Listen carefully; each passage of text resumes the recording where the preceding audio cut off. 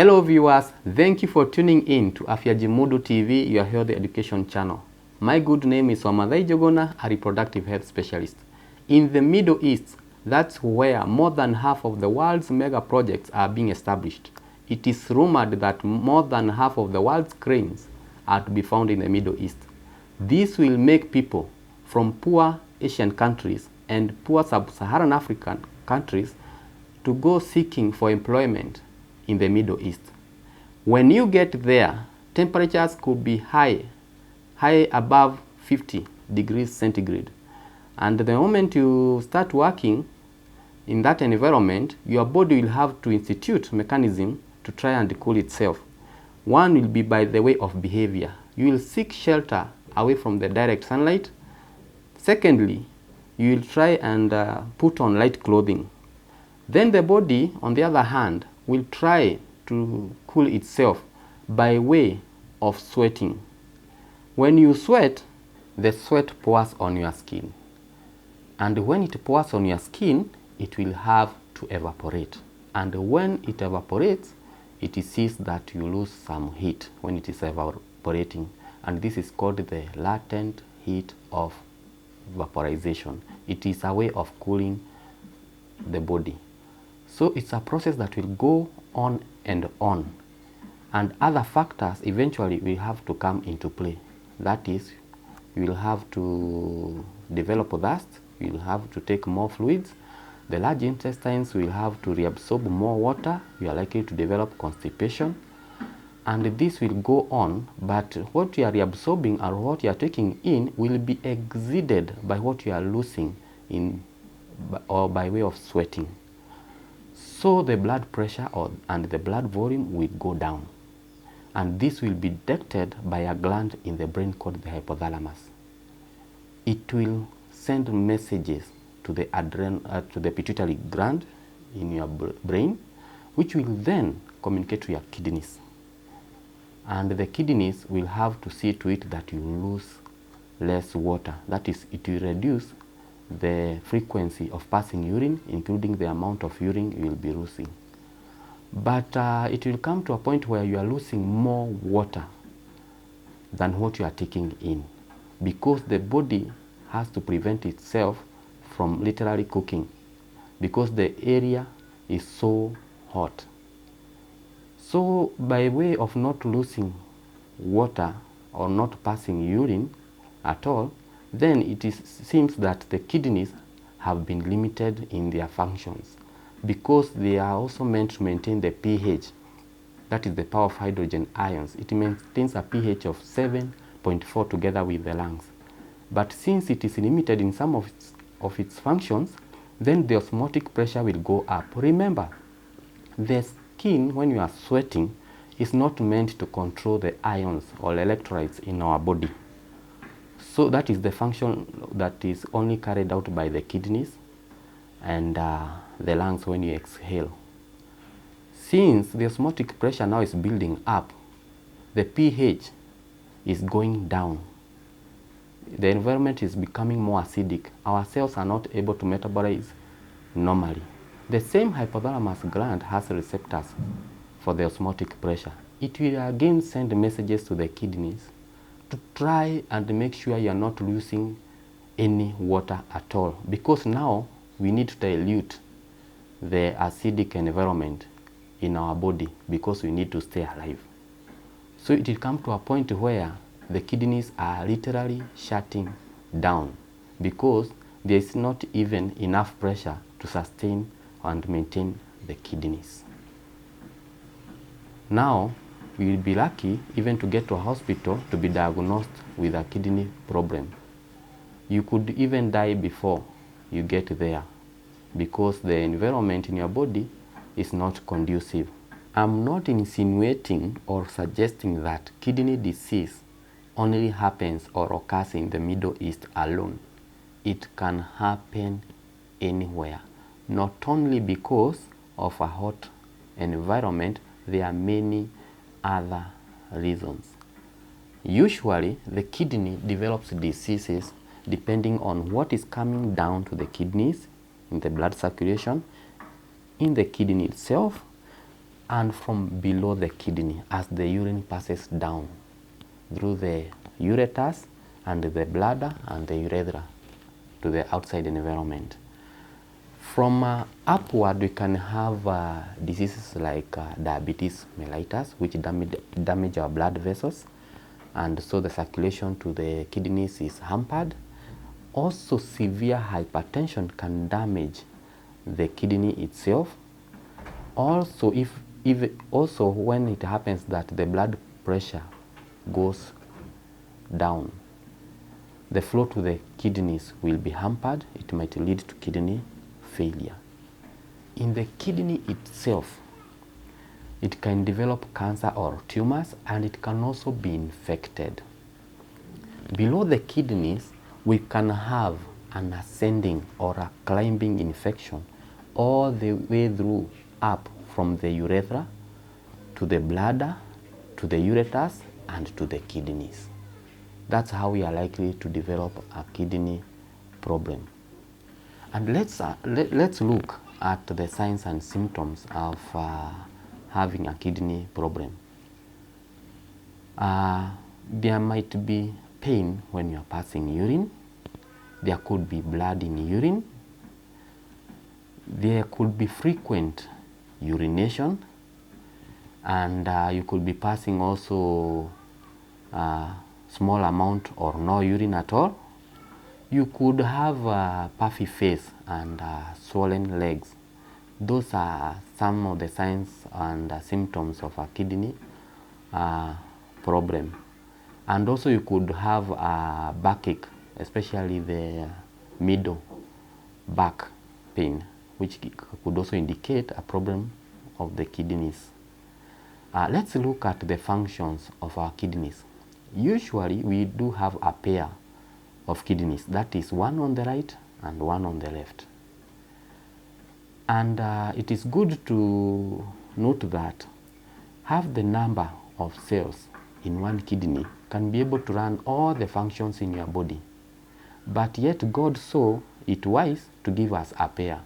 So these kidneys are very, very important. Even for those who have kidney transplant, the ones that were known to initially fail are not removed. So even the one that is donated is added. So this patient ends up having 3 kidneys. So that's how important kidneys are. Other than passing out urine, there are many other functions associated with the kidneys. And these are the few that we know. They will help to regulate the pH, that is the power of hydrogen ions, and maintain it at a pH of 7.4. And this the kidney does together with the help of the lungs. The other function the kidney has, it will help control and regulate your blood pressure. And it is also known to remove the toxins, especially the urea and some of the drugs that we take or chemicals. The kidneys will see them out of your body. And it will also help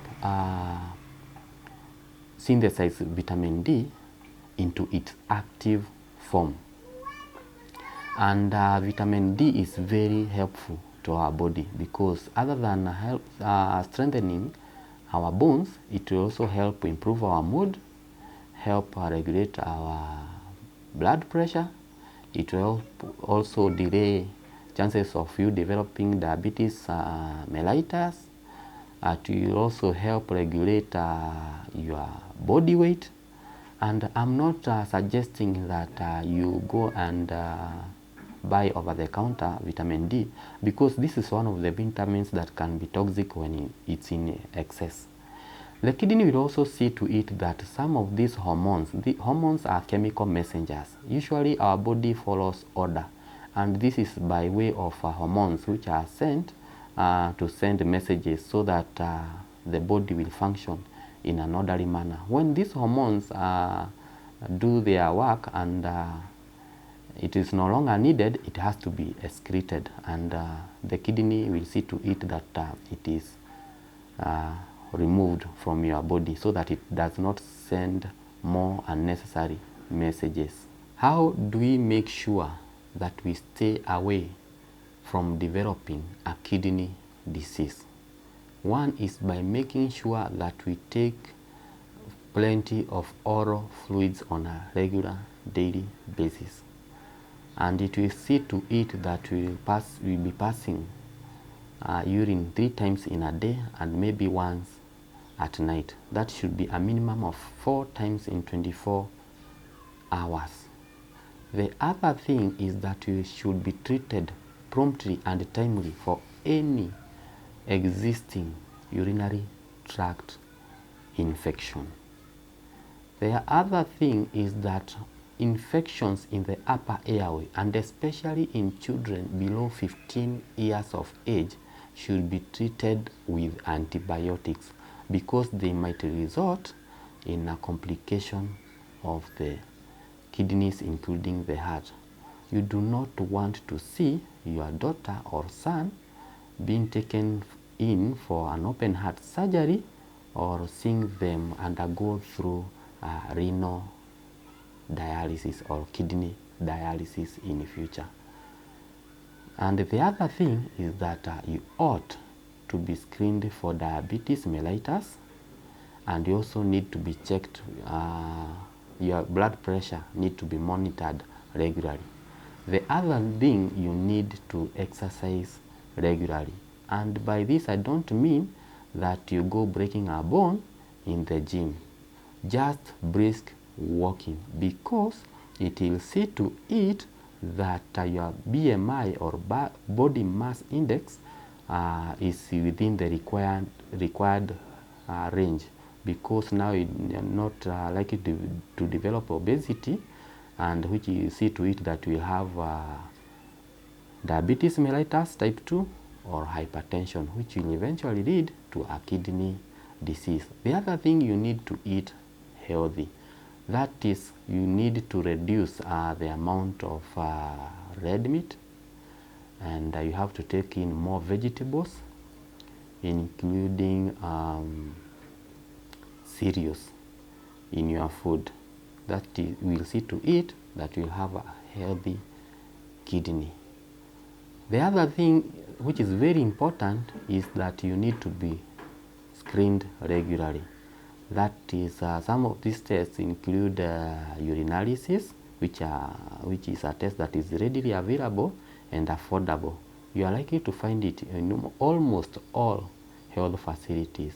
The urinalysis will see to it that you rule out the possibility of an existing urinary tract infection. It could also show signs of a damaged kidney because there is a possibility of protein being seen in your urine or even blood, including signs of kidney stones. The other important test is by way of screening your blood, a test called urea and electrolytes plus creatinine clearance. When urea is found to be excess in your blood, it means that the kidneys are not working properly, since they ought to remove the waste.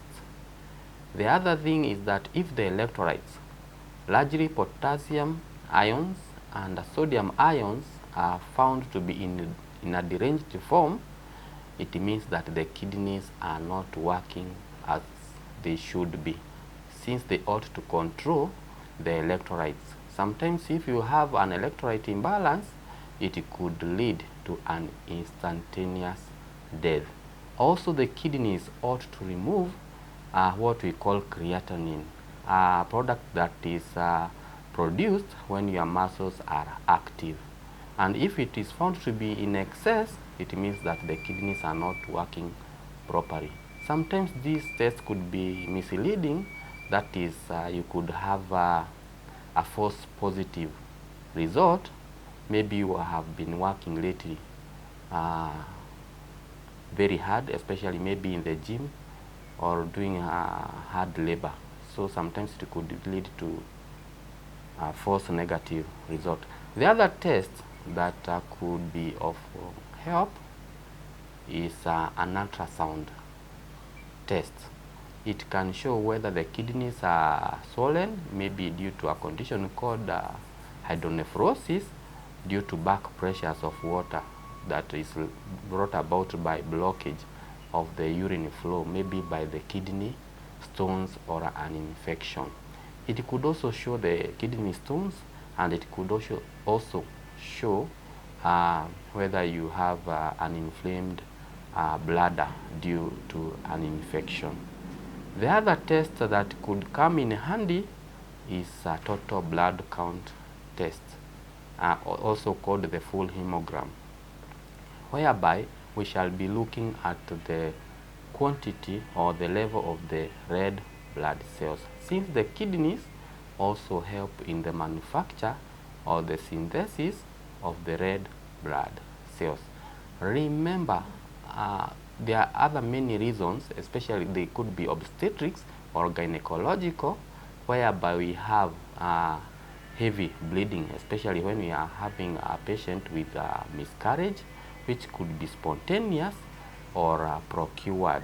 Excess bleeding could also lead to kidney failure. We have had instances whereby a patient bled a lot at home, and they did not seek treatment early, and when they collapse and they are resuscitated at the hospital, they only wake up to find that their kidneys have failed. So for even the expectant mothers who have had a history of heavy bleeding during delivery, it is good that they seek help, or they seek treatment, or they deliver at a main hospital whereby transfusion can be done. So that's much about the kidney and how we should look after our kidneys. And until next time, please remember to subscribe, comment, and share. See you in our next educative health shows.